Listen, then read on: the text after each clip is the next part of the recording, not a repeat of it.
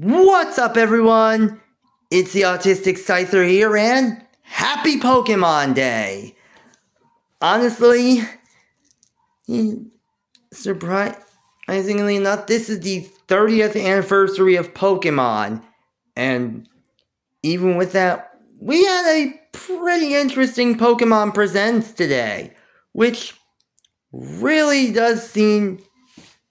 honestly is just so exciting. I mean, granted, there are a few things I'm not exactly interested in, specifically the music player and Pokemon Cafe Mix, but many of the others are kind of interesting. From Pokemon Masters EX and Red getting an appearance based on his classic look, to more news about Pokemon Champions, and even a brand new Rotom form in Pokemon Pokopia, which really does say a lot. However, I think the biggest one actually came at the end, which, honestly, I know I'm not the only one that was pretty dang surprised about this. That being the first Pokemon game of Generation 10, Pokémon Winds and Pokémon Waves. Now, honestly, in certain aspects, I think most of us kind of knew about this sort of thing, especially due to it being leaked, which honestly, I wish it wasn't, but honestly, what can you do? But in all fairness, Pokemon Winds and Waves looks pretty amazing when you think about it. And honestly, I was actually fairly impressed about it. I mean, granted, keep in mind, I originally was going to buy a Nintendo Switch 2 for Fire Emblem Fortune's Weave, which I'm still looking for info on that. But of course, I definitely want it for Pokemon Pokemon Winds and Waves. Granted, XD Gale of Darkness being on the Nintendo Switch Online's GameCube emulator doesn't hurt either. Yes! Anyway, all that aside, that being said, so seeing a lot of Pokemon making a return really does say a lot. As a lot of Pokemon, and I was actually surprised because many of them are of course my favorites. I mean, seeing Pokemon like the Tailo line, the Tynamo line, the Lokix line, and the Tailo line, the Tynamo line, the Timpo line, the Nimble line, and the Sizzlipede line returning really says a lot. Honestly, in fairness, by the looks of it, we might be in a more island-based area. Again, most people believe it could be based on Southeast Asia, but even with that, we may see some brand new regional variants in the near future, so, who knows? I mean, heck, maybe a regional variant based on Qfint. Just only time will tell. That being said, and additionally, the protagonists of Pokemon on Winds and Waves actually look pretty good.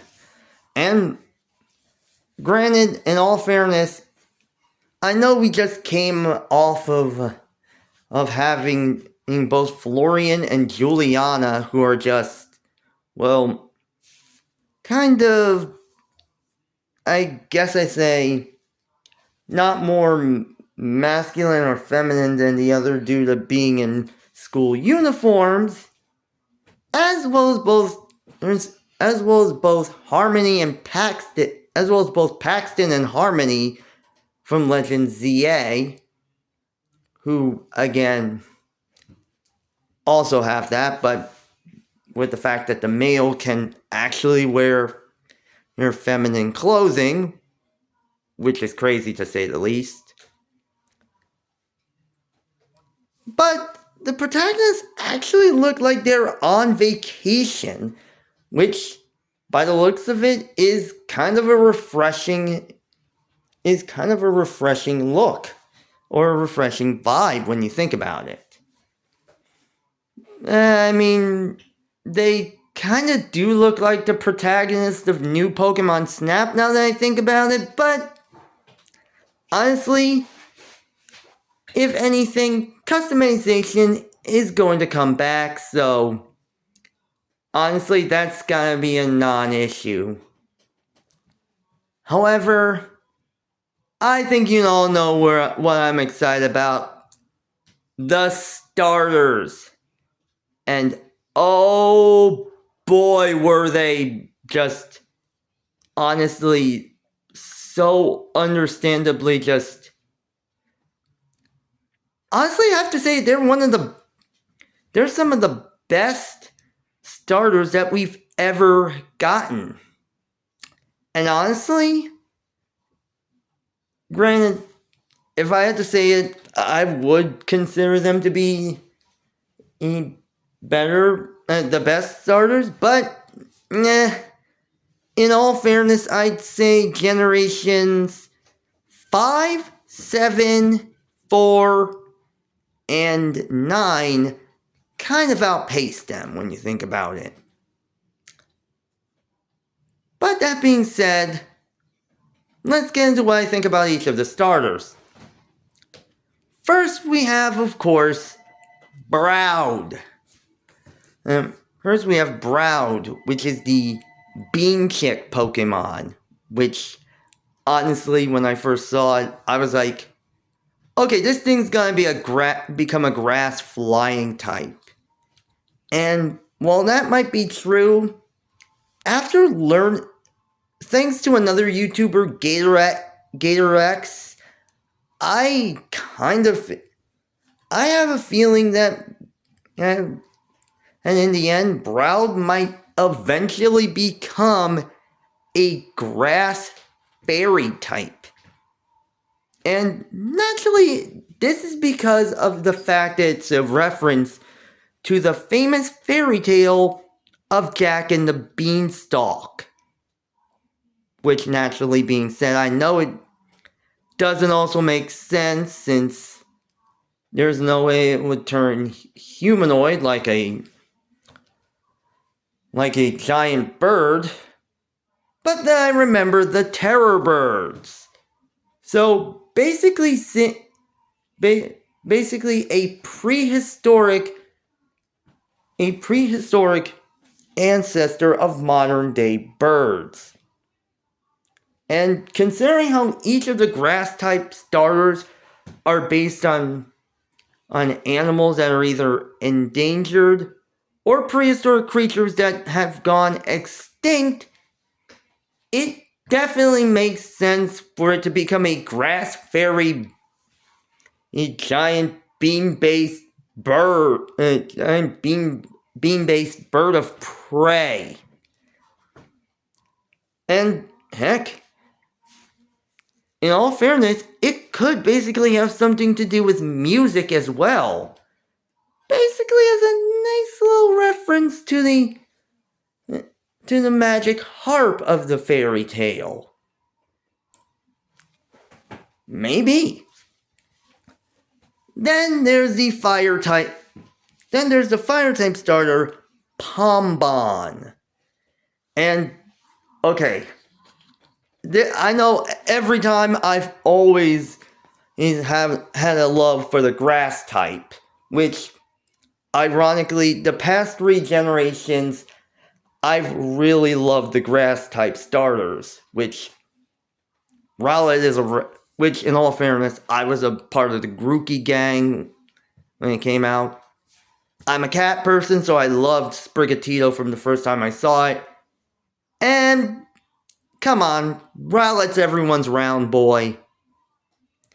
But in this case, Pombon's just a little... Pombon's just a little dog. I mean, honestly, I may be afraid of dogs, but in all fairness, I basically like this little guy. And honestly, he kind of reminds me, as a Pomeranian, he kind of reminds me a lot of Missile from Ghost Trick Phantom Detective and the Ace Attorney series, which really does say a lot. However, I don't think there wasn't that much I could have essentially thought of in terms of type. Namely because I don't want it to, namely because Cassette Beast actually has a Pomeranian creature similar to Pombon. So, don't want to step on anyone's toes.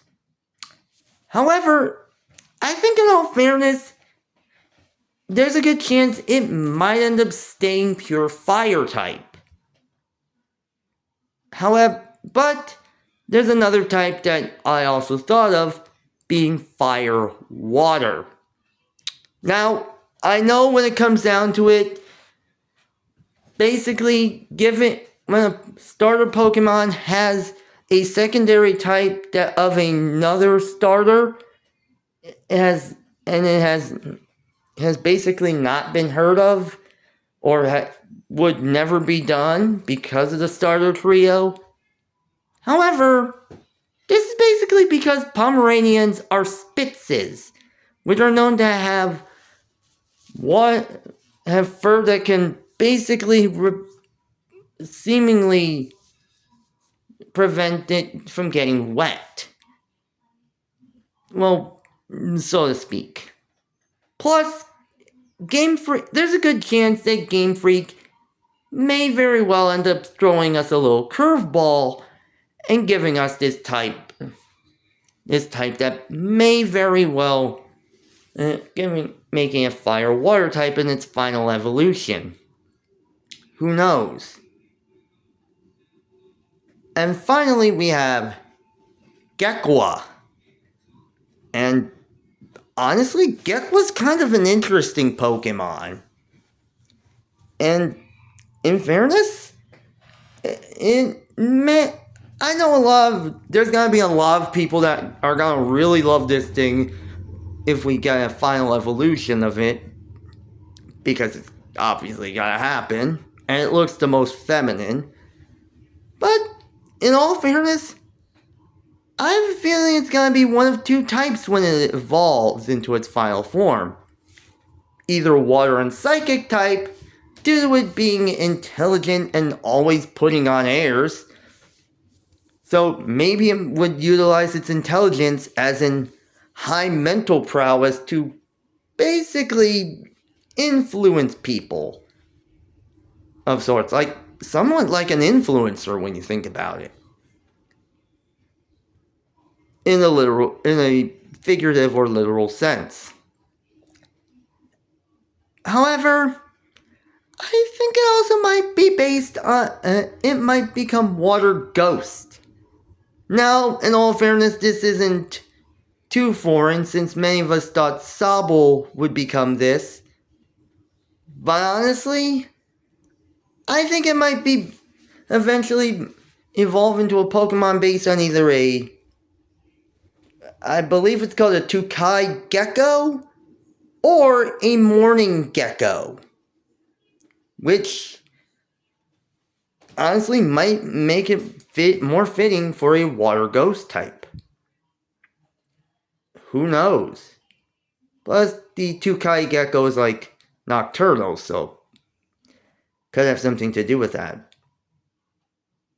Or now that I think about Water Dark. So yeah. And with that, that's what I think about the announcement for Pokemon Winds and Waves, as well as the starters and what they may evolve into, and of course the Pokemon Day Presents. Like, comment, and subscribe, and join my Patreon if you have the means to. I'm not gonna hold you to it. See you all next time.